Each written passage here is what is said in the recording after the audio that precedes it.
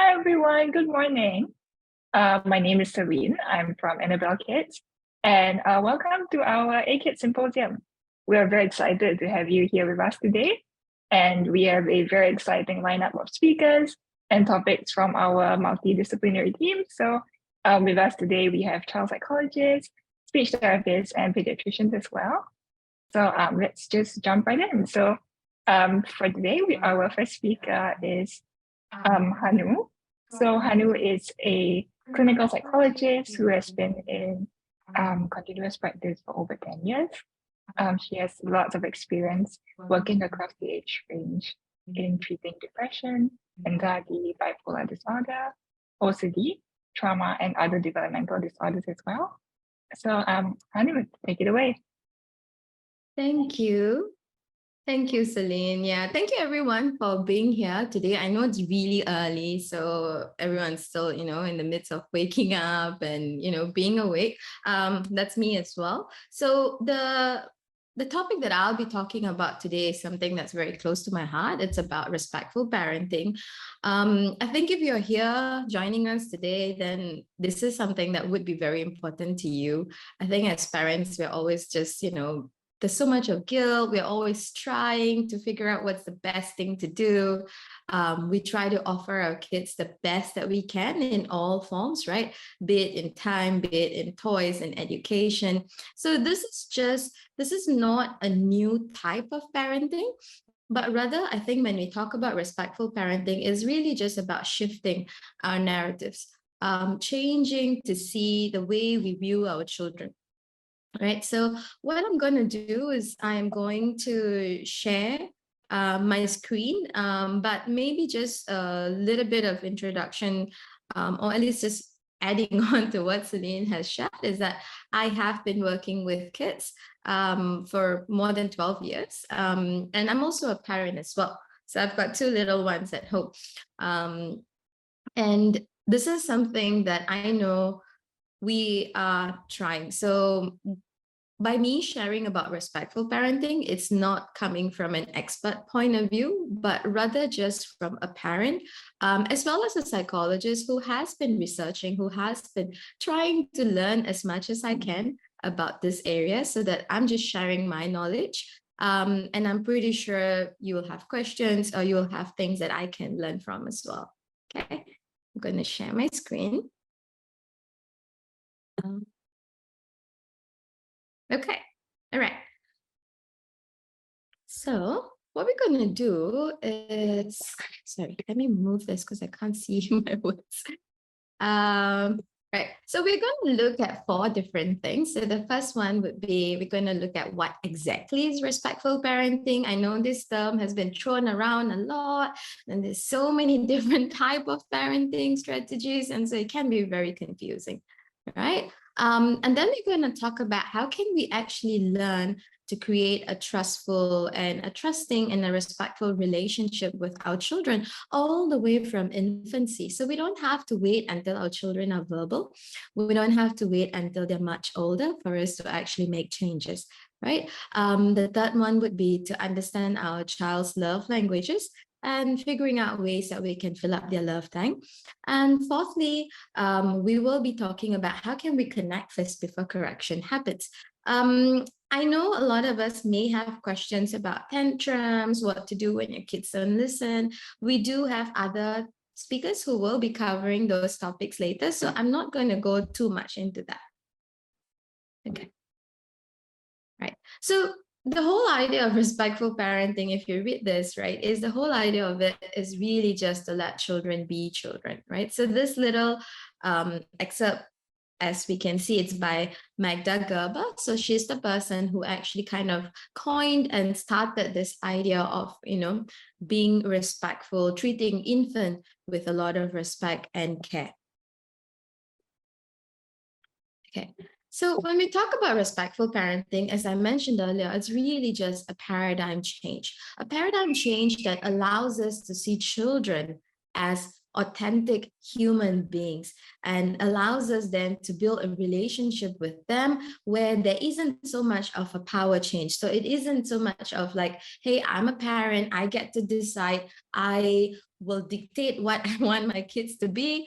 I am going to tell them X, Y, Z. I'm going to do, the power lies with me, the control lies with me.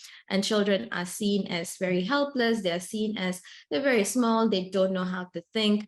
I got to do all the thinking for them. I got to make all the decisions for them. So it's shifting away from that paradigm to something that's a bit more balanced, where the core principles of respectful parenting would be to really respect them as human beings, right? We want to trust that they actually know what they need to do. We want to trust in their competence, in their capacity.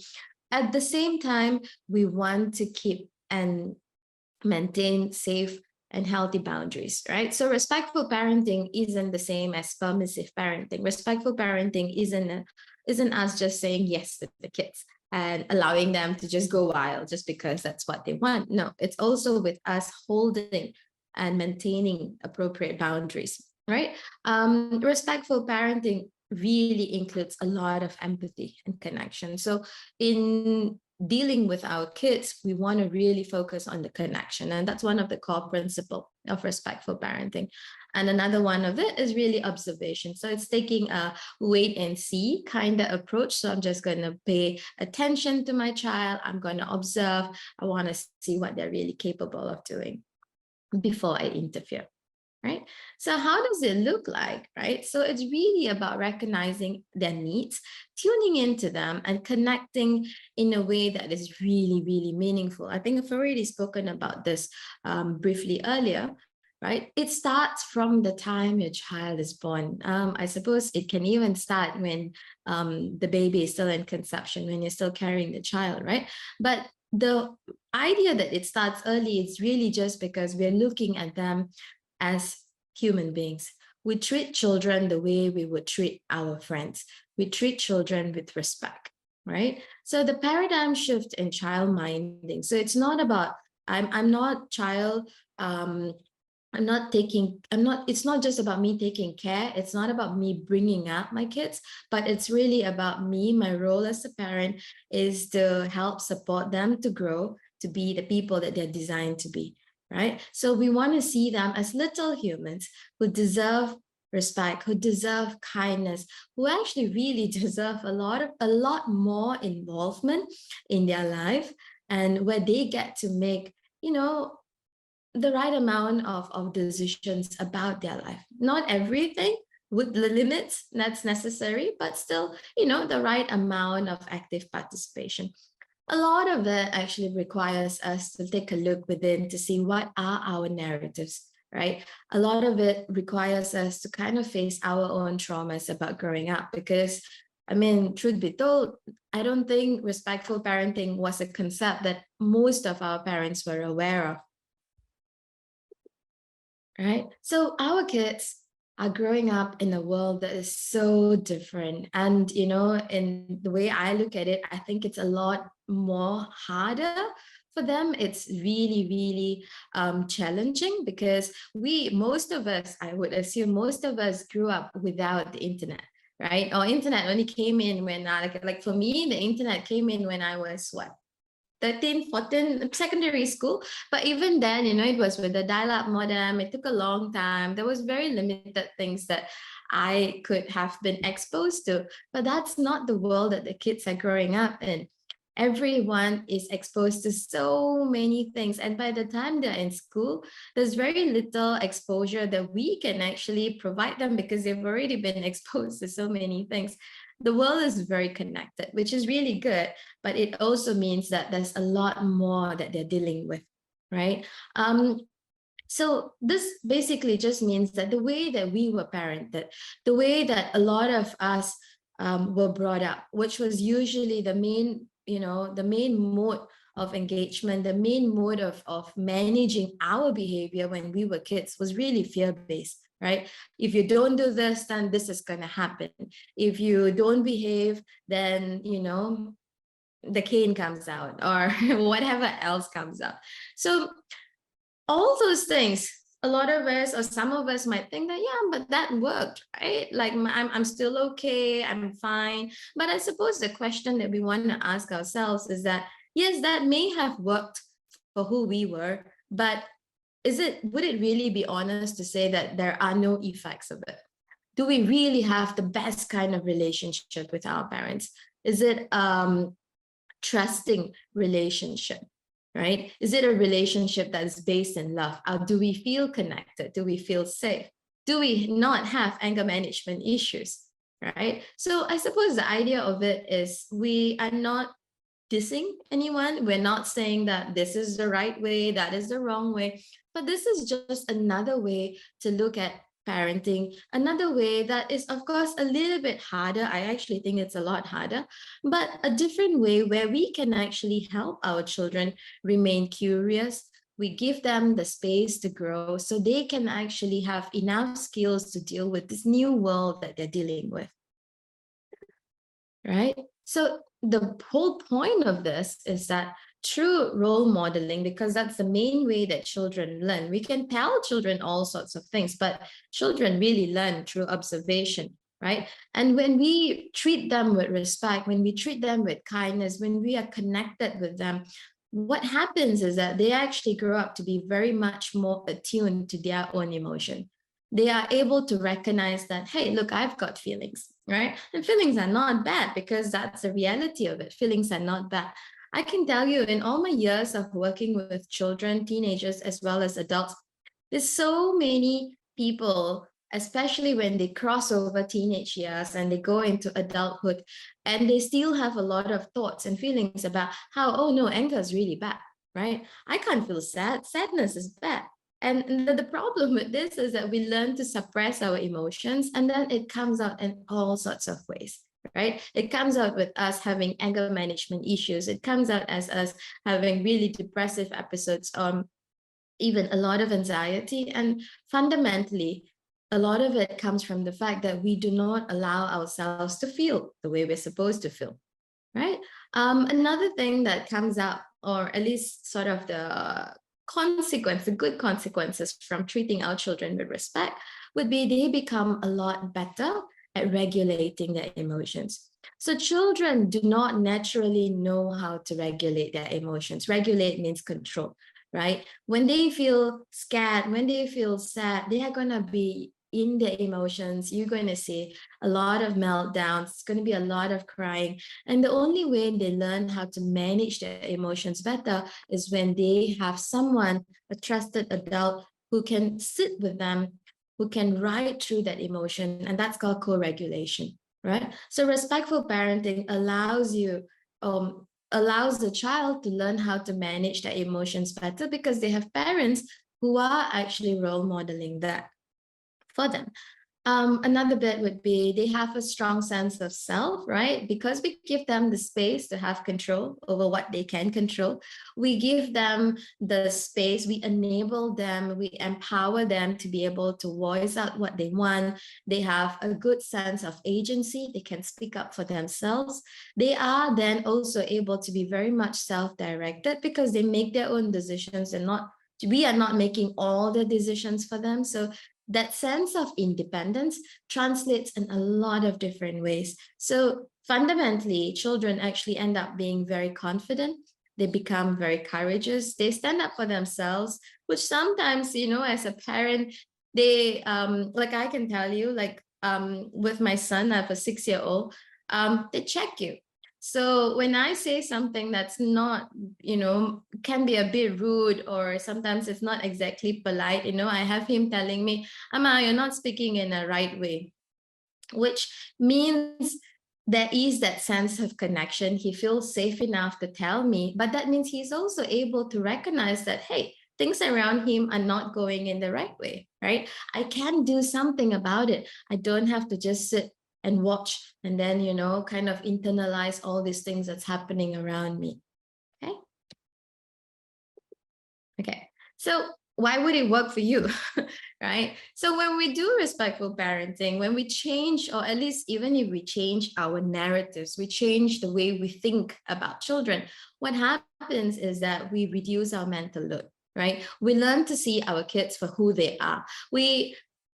It's a lot of work, but we fundamentally then also learn to stop comparing them, because we let them grow at their pace. We take their lead, right? The emotional connection is helpful even for us, right? So we learn to be a lot more connected to our children, allows us to have all our emotions. So respectful parenting doesn't mean we cannot feel angry, we can't be sad, we can't, have all these other emotions. We can. And I think it's also healthy for us to have these emotions, because then it translates to our children that, look, all emotions are there, right?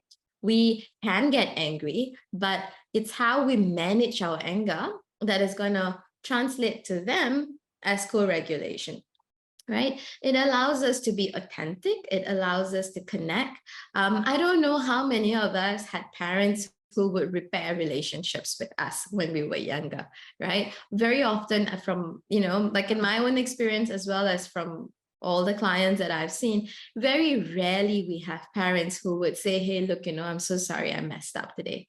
I'm so sorry I yelled at you, right? So it's not just about, hey, I can't have emotions. We can have emotions, we can have down days, but it's about that repair, because ultimately all relationships will have times that things are going to fall apart, right? We're going to get angry, we're going to say things that could be hurtful. And so when we can actually model to them that this is authentic relationship, right? Things can fall apart, but hey, we can piece it back together.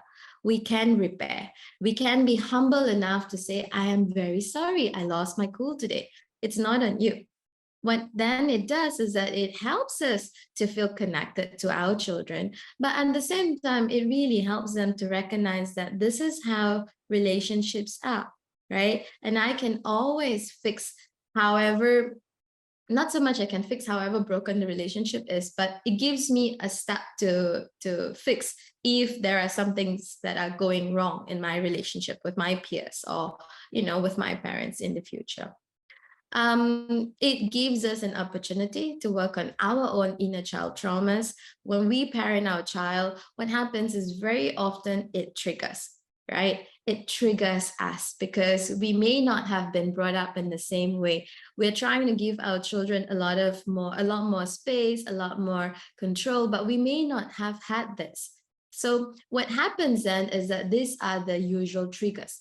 So what happens with triggers is that, say if your child is doing something that we were not allowed to do, then these are the points that we would often lose it. These are the points that would make us feel really upset.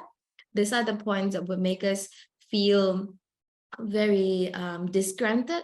So doing respectful parenting is just really then recognizing that perhaps we may not have had the best relationship. Our parents did what they could, right? In most cases, our parents did the best that they could based on the resources that they had. But here we have the opportunity to rewrite our own traumas, to rewrite our own narratives about how children should be treated, right? So we get to fix, in a way, we get to address how we feel. Sometimes because of the way we were parented, we carry a lot of these baggages with us.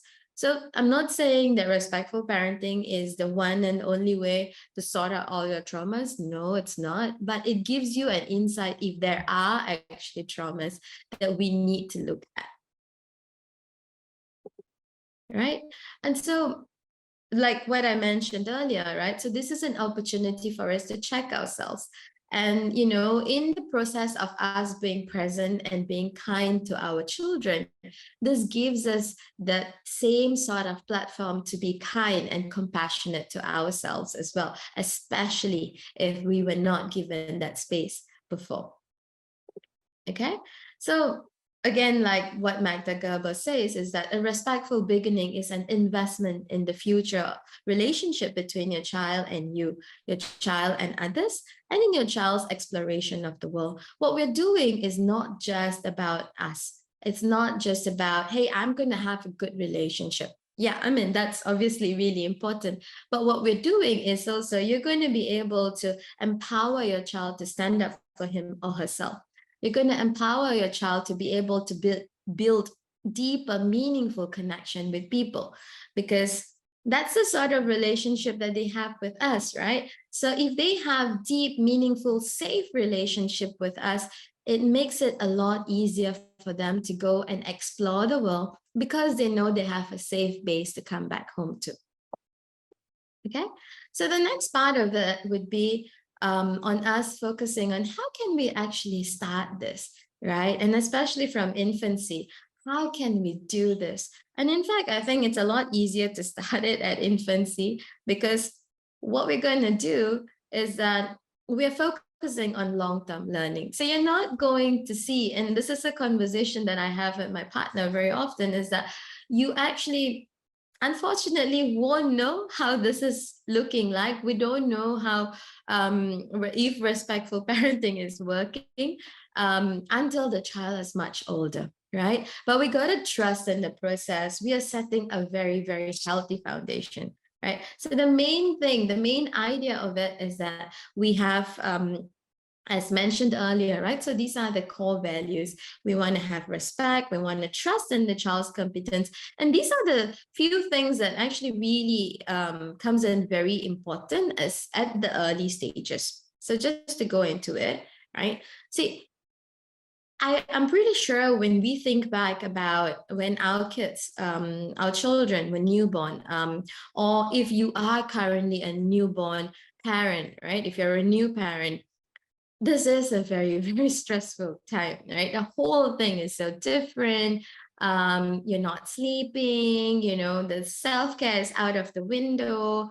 There's just so many things going on. You're suddenly responsible for this small little thing that you're supposed to feed and put to sleep and change. And those are the easy things, because then at the same time, you're supposed to make sure that they grow up healthy, they grow up strong. You want them to be courageous, you want them to be brave, you want them to be intelligent.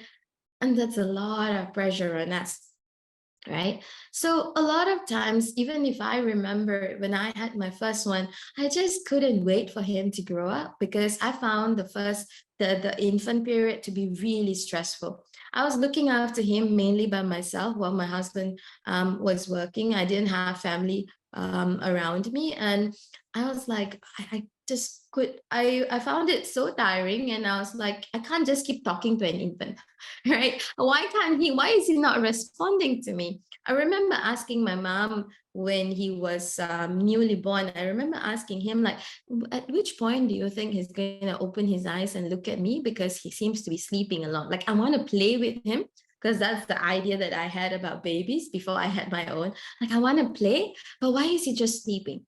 But that's what infants do, right? So infants spend bulk of their time either sleeping, and then when they're up, you know, you feed them, and then they're staring around. And sometimes we have got all the schedules that we're trying to follow, wake hours and sleep time, and the whole works, right? So it is a lot of work. It is really, really hard work, right? So we want to speed this up, or at least that's what we think, right? At least that's also what I thought. I just wanted that time to pass. But the thing is, children are only so small for so little while, right? And those who have more than one kid, those who have older children, you would know that, hey, you know, that infant stage, a lot of us would say that often is one of the easiest stages, because they're not talking back to you. They're not moving around and doing all sorts of dangerous things.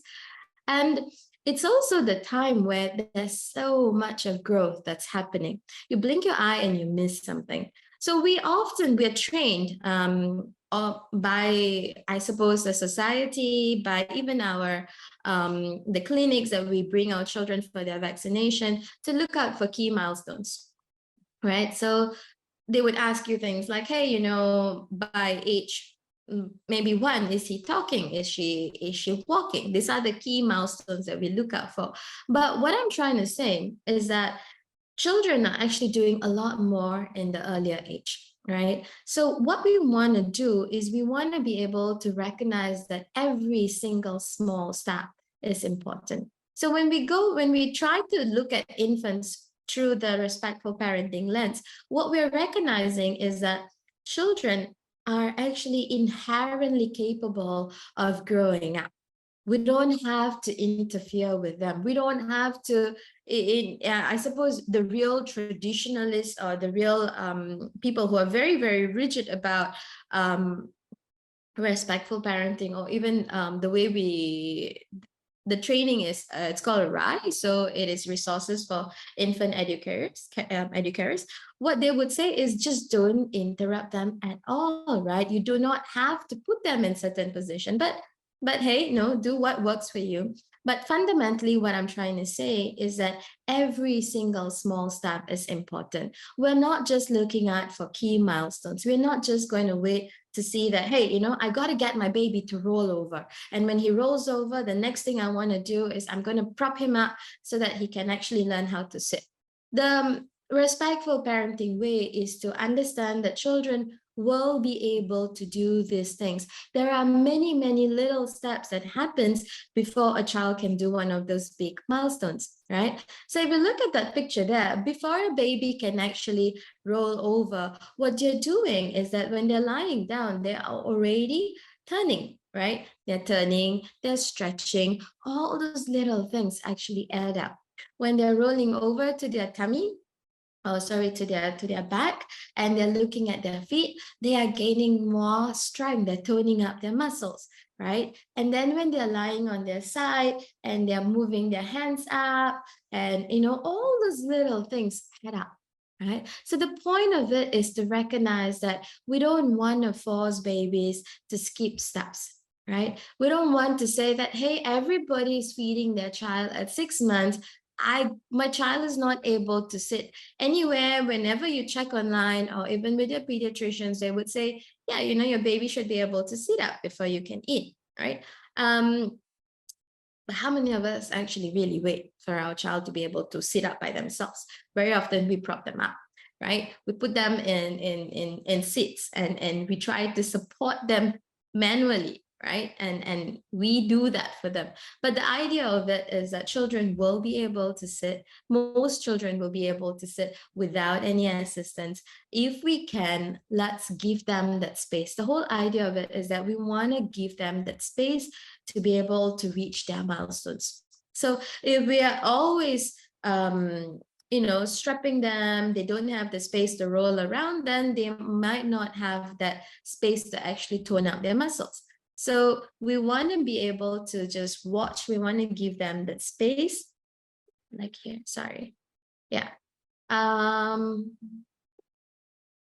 So we want to give them the space to have free play, because every single step is important and they do a lot of repetition, right? So we want to give them an area, a large space to roll around safely. Those foam mats, I'm pretty sure they sell them during all this baby fest, or even if it's just a soft carpet or the wooden floor, it's all okay. We don't need anything extra to be respectful about this. The idea of it is that we trust in their process. We trust in their bodies. Unless they have significant issues, then yes, then we step in and we help, right? But I just wanted to highlight that all that a child needs to reach their milestones, unless there's underlying issues, is that they just need the space and they need assistance occasionally, right? Moving back, sorry. Yeah. So what we want to do is we want to be present with them. We want to engage them. We want to be as, and it's hard, right? We want to give them our undivided attention, but there's so many things that we need to do. It is really hard to be present with our babies, especially infants, all the time, especially when we are tired. So the whole idea of this is that let's pick out segments where we can actually attune to them a bit more, right? So especially for caregiving tasks. So caregiving tasks like cleaning, feeding, and changing, these are called refueling times, because our children, especially babies understand the world through touch. Babies understand through our touch. When we touch them, they feel love, they feel that connection. And when they want to explore the world, they do it via touch as well. So if we can actually kind of use this caregiving time to be really attuned to them, that gives them that connection. So while they can't be verbal, they're not able to tell you right? When we are doing respectful parenting from infancy, what we want to do is really, for these tasks like cleaning, we want to really just give as much attention as we can. And that means we put aside our phones, we turn off the TV, right? Minimal distraction. If I'm going to change my baby's diaper, I prepare what I need, right? My wet wipes, my diaper. And then I go to the baby and I see what the baby's doing. Right? If the baby is really busy exploring his hands or her hands, and for the first few months, the hands are the best toys, and they've got so many things that they're doing. And all those little things, they're not insignificant, because by the baby looking at their hands, they're figuring out, I've got these things, right? I've got hands. I can move my hands. And only when I know I have got hands, then I can reach and I can grab. And then I make that connection. Oh, I can actually open and close. So those little things that we don't even notice, those are really, really big things. So we observe and we observe the baby, we see what they're doing, right? And then we let them know what we want to do. So we tell the baby, it might seem silly at the start, but it is going to really help your child in the long run, because it prepares them to the changes that is happening in their life. They would feel a lot more calm. They feel like they have some sense of control because the parents are actually telling them what's going to happen. So when we're going to pick our baby up, we're going to tell the baby that, hey, I'm going to pick you up, right? Looks like you, look like you had poo-poo. I'm going to change your diapers. So it's about sportscasting. So sportscasting literally means we want to tell our baby what we're going to do, and then we get them involved in it. Okay. So when we, just to follow up with that, right? So we want to move away from a teaching lens. We don't want to just keep telling the child, this is what you need to do. In case of play, we don't want to tell them, this is how you play. This is the type of things. This is how you start. We want to give them that space to really explore. Because when we teach them, what happens is that they don't get to explore it for themselves, right? Then it becomes there's only one way of doing things. But if we take a sit and watch approach, then the child gets to explore and notice these toys or whatever it is that's in front of her or him, and they get to experience it for themselves. Right? So especially for things like gross and fine motor skills in play, in learning, we want to try to take a step back and be a bit more present. We want to watch our kids. When they need assistance, then we try to help them, but again, in a way that's going to just allow them to do things for themselves, right? So when we talk about play, small children really need very, very, very little toys. So there is a saying that goes, active toys makes passive babies, right? Active toys means toys that are busy, toys with light, with sound, the kind that you need to, you press buttons and there's got loud stuff happening. So the more active the toy, the lesser the child is going to engage with it on an intellectual or even a physical way. They'll be very interested. Yes, it is overstimulating. They're very fast. What's going to happen is they're going to lose interest. So we want to give children, if you do want to give them toys, always make sure that the toys are, like for infants, right? It doesn't have to be big. It can even be a small ball, something that they can't choke on, right? Like a chewy ball, or those balls that has got those holes that they can grab onto. Or it can be a block. It can even be a bowl. It can be anything at all, right? And just a few toys at one time. And again, the key thing is the less active the toy is, the better it is. So passive toys. So passive toys will be things like blocks, things that people can do all sorts, children can do all sorts of different things with them, right? This applies for older children as well. So passive toys would be like blocks, Lego, even those interaction, those little figurines or magnetic tiles. So those are passive toys, right? So passive toys make for active children. Active toys make passive children. I'm mindful of the time, so I'm going to speed up a bit more, right? So again, when we're communicating with our children, we want to spotcast, right? We want to be able to let them know what we're doing. We can still set limits. So even with babies, often what happens is that when they're doing something that they shouldn't be doing, if your child is already crawling, a child is moving around, they're touching things, we might just take them away and put them somewhere else, right? Or we would say, no, cannot. That's it. But we don't tell them what we're going to do, right? And so if your child is in the middle of plucking off the leaf from the plant at home and you pull the child away, she's going to cry, right? Because to her, there's a whole process that's happening. There's something green. I can actually tear it. This looks really fun. It's stimulating. And then when you pull the child away, it's like, hey, but I was doing something. To you, to the parent, it will look as my child is destroying my plant, right? But to the child is, I'm actually in a process, right? So what we want to do is we want to be able to spotcast. We can even tell them, hey, look, I see that you're playing with the plant, right? But the plant is not for tearing. I'm going to move you away. And then we move the child away, right? And then if your child cries, we can still validate them. We can still support them. I know you're really upset. You want to play with the plant, but I can't let you pull my plant, right? So babies understand a lot more than we give them credit to, right? So when we tell them what we're going to do, when we observe them, we give them that space, it allows them to understand the world around them a lot better. It gives them a sense of control, which then translates to better emotional management or regulation as they're growing up. Okay, so in the space for little babies, again, see, when we talked about giving them that space, what we want to ensure is that they have sufficient space to freely move so that motor skills can grow, right? If we need to gate up that space, a sufficient enough space, we can gate it up so that they're safe in that space to roll around, to crawl, to explore. If we can't, then it's okay, right? If we need to put the baby in the cot, then that's also okay. There's no right or wrong about this, but we want to minimize time in limiting appliances. So we don't want to always keep the baby on the rocker, right? We don't want to put the baby, we don't want a baby wear the baby all the time. We want to give the baby some time to be on his back or to roll over. So the more we limit their physical movement, the harder or the longer it takes for them to tone out their muscles. It's as simple as that, right? We want to put them in a space that's the lesser stimulation.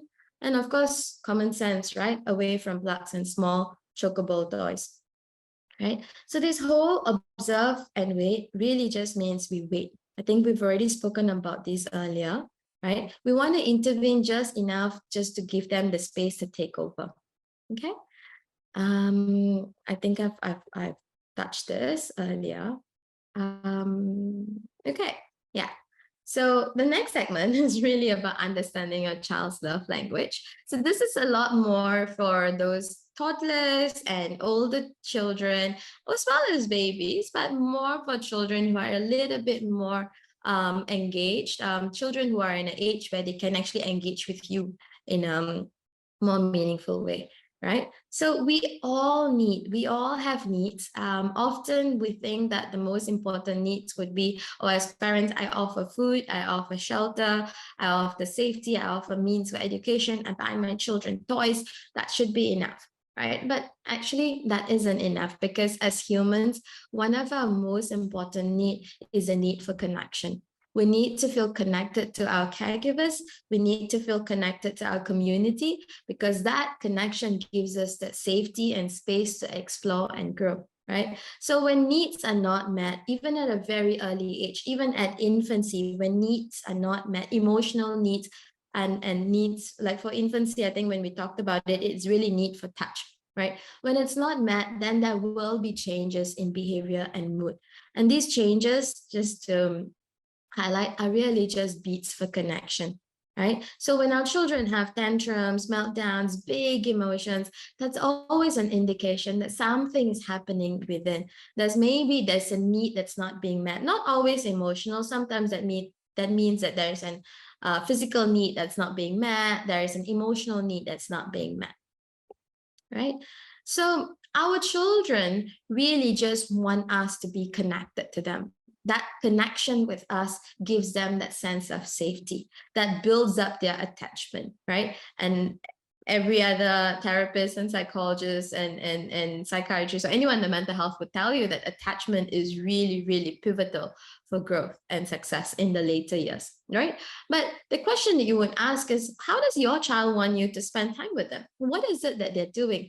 How are they beating for your connection, right? Are they asking you to play with them? Are they more touchy-feely, Are they the kind who always want hugs? Some children, if we think about if we use the 5 love languages for adults, some of us will want physical touch, right? But all this applies to kids as well. Sometimes for some children, it's like, yeah, I don't really need touches. I don't need hugs, but I really just want you to be here with me. When I'm watching my TV show, I want you to sit with me, right? So some other ways that we can actually connect and fill up their emotional cup would be to play together, right? Playing together here really means playing what they want to play, not what we want to play. They can come up with all sorts of funny rules. Do not correct them. Let it be, right? Let it go. Let them choose what they want to play, even if the rules don't make sense, even if the rules are different from the real traditional rules, it's okay, right? Because when we engage with our children in a way that is meaningful for them, it fills up their cup. It is their beat for connection, right? Or it could just be we sit and we observe them play. Especially for younger children, they may not know how to play in a cooperative way, but they could be playing by themselves. All you need to do is just sit and watch them, right? You don't even need to spotcast so much because sometimes they're in a process, they're really thinking and doing things, and us giving commentaries is just going to be very distracting. If they say something or if they show you something, and then you can reflect. But other than that, it's just about observing them. So when we observe them, that means we have to put our phones away. And even if it's for 10 minutes, it's good enough, right? So we don't have to give attention 100% attention 100% of the time. No, even if you're giving them 100% of attention 10% of the time, it is that quality of attention that matters, is not the quantity. Okay, or we can fill up our children's emotional cup by doing caregiving activities for them, right? Feeding them, but really being attuned to them when we're doing that, or when we're bathing them, or when we're dressing them up. We just want to be as present as possible. Reading to children, so for younger children, reading to them. For older children, reading along with them is really helpful. Some children really like art and craft, so it's really about just sitting with them and doing art and craft. A lot of children enjoy stories of our own childhood. Sometimes, not all. My son couldn't be bothered about what life was when I was growing up, so that doesn't apply to mine, right? But for some others, they really like to hear. So sharing your own stories is a way to fill up their cup. Doing fun activities of their choice. So that could be, let's have a dance party. Let's pretend to be dinosaurs stomping around the house. So just put aside all the seriousness. Be as silly as possible. So we all know that the more childlike we are, it really helps with the anti-aging stuff as well, right? So that's our cue. And as mentioned earlier, for a lot of kids, physical touch is really important. So the hugging and the kissing, and even if it's about combing their hair or, just petting them and brushing them, that's a lot. That means a lot to children. Okay. So changing our narratives, just very briefly, we spoke about this earlier. It's about understanding that children do what they can. So it's not that they are being difficult. We don't want to label children as they are being difficult. We just want to understand that children have their developmental milestones, and understanding what milestones are, what can children do at different age, makes a big difference in this whole process of respectful parenting. If I have a kid and he or she is insisting on having the blue bowl as opposed to the red bowl at 3 years old, right? Then what's going to happen is, and if I insist, no, you're being very ungrateful. I already cooked your food, and then here you are demanding for XYZ. Why are you being so difficult? Then what's going to happen is that just basically means that the child is going to continue getting upset, because developmentally what the child wants is really just the control, right? Because for a little child, a 3 to 5 years old, there's so much of chaos happening, right? They are growing, they need that sense of independence. And that independence in parenting really means that they just want to have control as much as possible, right? So we want to be able to recognize developmental milestones, right? Toddler and preschooler brains are just still really developing. We can't use logic, we can't nag at them, we can't, these things are just not going to work. Oops, sorry. Okay, I'm going to skip this because I know we're running out of time, right? So some very simple myth versus truth, things for you to think about. Babies cry for attention to trick their parents. Babies are not able to manipulate. Same goes to toddlers and preschoolers. Children cannot manipulate. They are not manipulative. If they're doing something that goes against our idea of right and wrong, that's really just because they're trying to beat for connection. They're trying to communicate in whatever way that they have learned to tell you that, hey, look, something's happening to me, right? Terrible tools are real. We've heard this, right? Terrible trees are worse. It goes on, right? That's something about 4. I can't remember now. Yeah, those are just key ages where there's a lot of changes happening. So it will be difficult. It is difficult, but children are not being difficult because they cannot, they have nothing else to do. No, they're not being difficult. It's not an age where we need to be frightened of. If we have the right skills, and by right skills, I mean, if we understand where they are developmentally, we manage our resources, these are not stages for us to be frightened of. Okay, we don't need to be their best friends in respectful parenting. We don't have to give in. We still need to keep our boundaries. We need to maintain them. We need to be able to communicate with them. So this is a good one, right? Good parents, if I practice respectful parenting, it means I cannot yell, I cannot hit, I cannot lose it.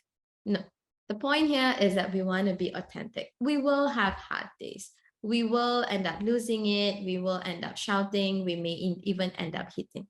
The main thing is we want to be able to recollect. We want to be able to reduce these things happening as much as possible. And then we want to be able to repair. We want to be able to go back to our kids and say, hey, look, I'm so sorry. I lost it this morning, right? I didn't mean to do it, but I lost it.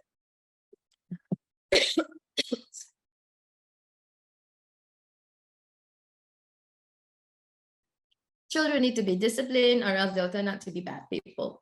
Discipline fundamentally just means to teach. There are many different ways of teaching. Yeah, but they do need to be taught, right? But we can move from a more physical, fear-based kind of disciplining to something that's a bit more, I won't say liberal, but something that's a bit more steeped in kindness and respect. I know we have very little time, right?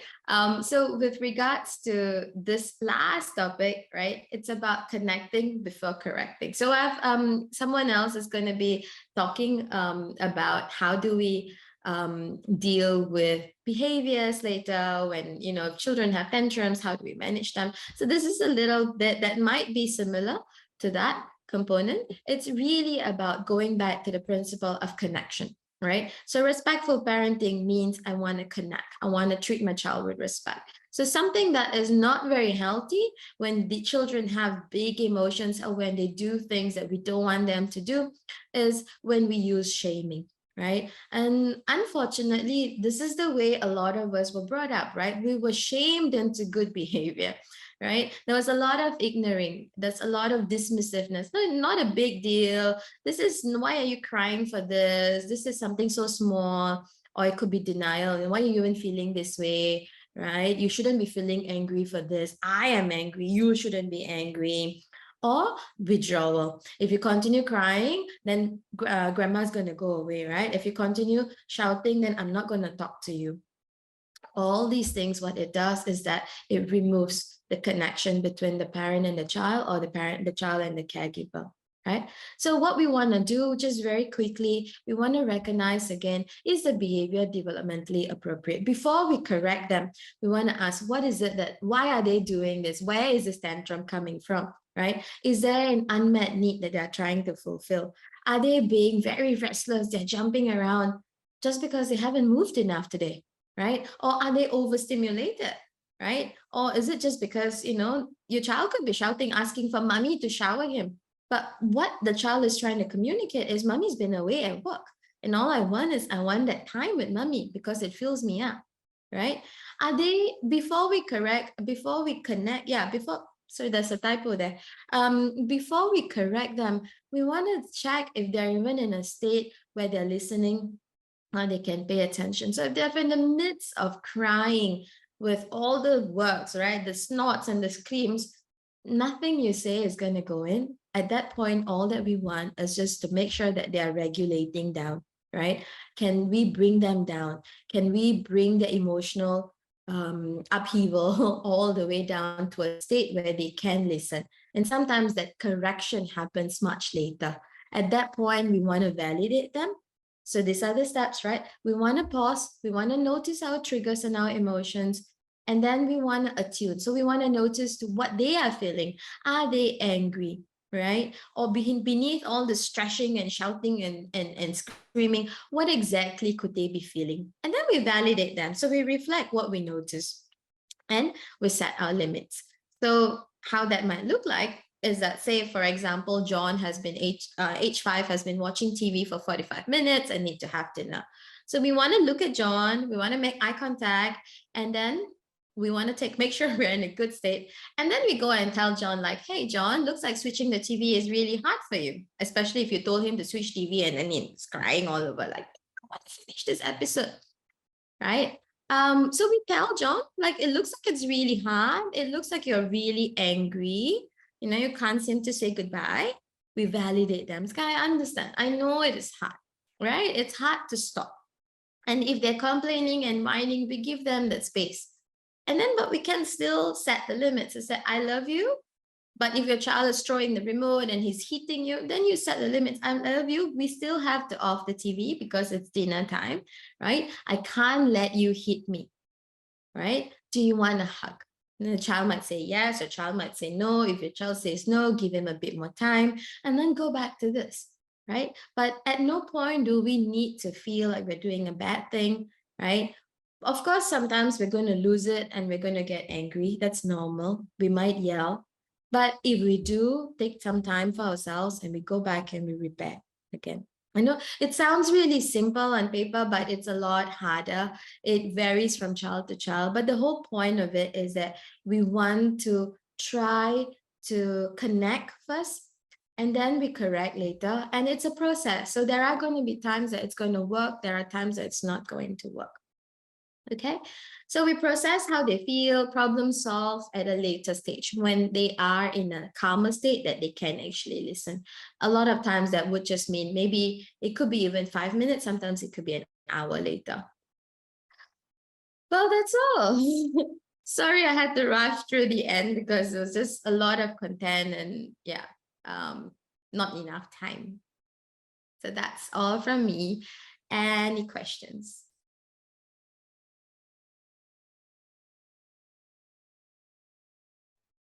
All right, Hanu, thank you so much for the really interesting talk. I think we learned a lot on how to engage with our children, and I imagine growing up that's super important. If anyone has any questions, feel free to drop it in the chat box below. Yeah, I think we have time. We have time for maybe 1 or 2 questions. Yeah.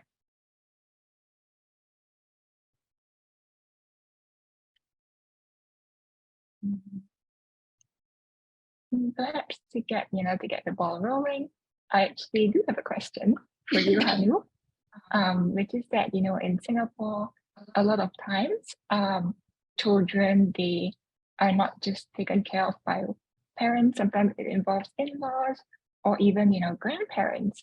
And in this case, with different generations, the style of parenting is also very different. Like some people might be more old school, and they might not necessarily be that not as respectful in a sense. So how do we manage this kind of like conflicting styles of parenting? Thanks, Celine. It's a really good question, and I think something that's very pertinent to our environment, because that's the reality of it, right? So I think fundamentally what we want to do is we want to recognize what are our values, right? What is it that we want for our family, the nuclear family? What is it that we want for our kids? And if we realize that maybe could be the helper, it could be our parents, our in-laws who are our children's main caregivers, or at least they're helping to caregive while we are away at work, and their parenting styles are very different from what we want, then it's about seeing whether can we communicate what we want to them. Right? Can we communicate in a way that is respectful, that is not dissing them, and we're not telling them that, look, you guys messed up, your way is not good, my way is best. It's not about that, but rather trying to find a common platform where we can communicate what we want. And often this might just look like role modeling to them. Right? So say if your mom is shaming your child for crying, then we want to take the child in front of the mom, say that, hey, look, crying is okay, right? You're having big emotions. And then if possible, sit down with mom or dad or whoever it is who's looking after, to let them know that, hey, look, these are the things that we're trying to change. We try not to make big changes immediately. So we want to make small shifts. And I mean, see, a lot of grandparents, the bit is that they care, right? They care and they love our kids. So if they see that something that you're doing is actually working, or there is an alternative way of doing something, then a lot of times they could be open. But if they are really, really not open, and then that's a question that you probably need to ask, right? Like, how strongly do you feel about this parenting strategy or paradigm? Are you okay with your parents doing this? Can you still equip your child when you're managing them, when you're looking after them? You can still use that as a platform to set the values that you want. I hope that answers the question. There are also a lot of courses, there are a lot of courses available for grandparents as well as helpers, to help them understand the fundamentals of being respectful in their relationship with the children. So if your parents or in-laws are open to it, or even if it's a helper, the courses are available. Yeah. Okay, great. Thank you so much for a very insightful response.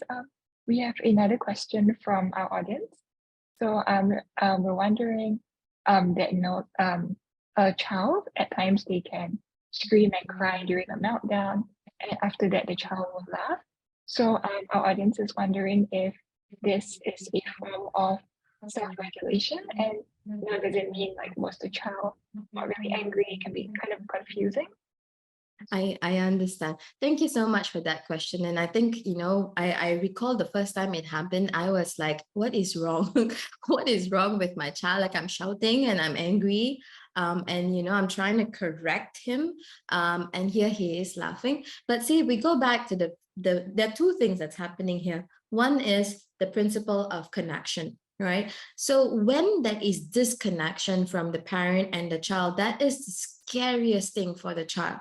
Right? So the child would do everything they can to maintain that connection. So when a child, especially if the child is about 3 or maybe even 4, 5, 6, and the child realizes that, hey, mom's losing it or dad's losing it, and they look very angry, they are very upset, this is a sign that this connection is happening. They're not connected to me. They would do everything they can to maintain that connection. And that might just mean I'm going to laugh.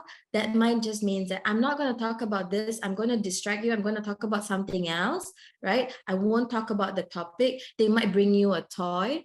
I even noticed this in my little one who's just 1.5. So sometimes when I'm really, when I'm using a loud voice to talk to, could be her older brother, what I would notice she would do is she would come and start rubbing on my leg. She would come and sayang my leg. And I'm like, what are you doing? Right? But even at that age, even at 1.5, a child is able to recognize that, hey, loud voices, anger, frustration means disconnection. Right? I'm going to do whatever I can to connect. And so that's why children giggle. Sometimes that's why they try to make funny jokes and they seem like, hey, this is not that big a deal. But that's really just because the situation is actually really scary and they fear that they're losing connection with their parents. Another thing that happens, and that's a bit more biological, is that when we giggle, when we laugh, that is just because it releases hormones that helps us to calm ourselves down. Right? So in young children, it's almost like an automatic biological coping strategy. When they're feeling really stressed, they laugh and they giggle. And it might seem very weird and even scary sometimes, but the point of it is that the body is in a state where it is very stressed.